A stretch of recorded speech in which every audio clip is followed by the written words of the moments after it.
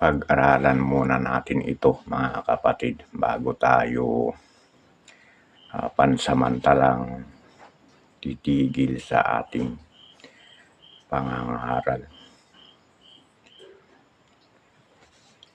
Dito sa unang Korinto 2:6 tayo magsisimula.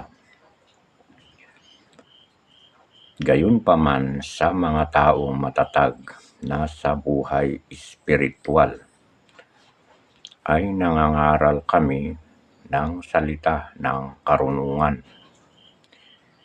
hindi karunungan ng mundong ito, unang mga tagapamahala sa mundong ito, na ang kapangyarihan ay lilipas.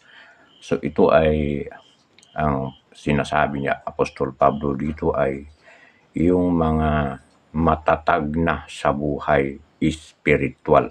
Kasi maraming hindi pa matatag sa buhay espiritual ay naguguluhan pa sila tungkol sa mga aral.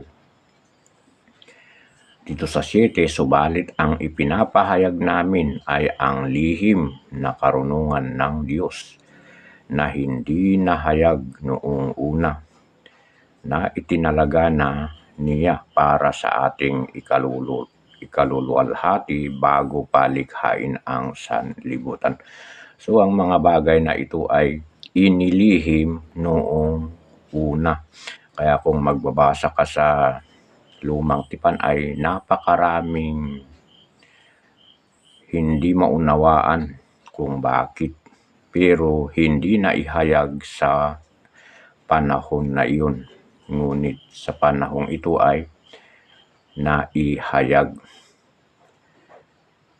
Kaya dito sa talatang 1 Korinto 2:8, walang isa man sa mga tagapamahala sa daigdig na ito ang nakaunawa sa karunungang iyon, sapagkat kung naunawaan nila iyon, hindi sana nila ipinako sa krus ang Panginoon ng kaluwalhatian.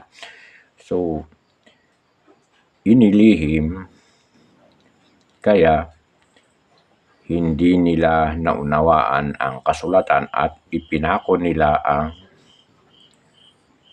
Panginoon ng kaluwalhatian. Yan ang lihim.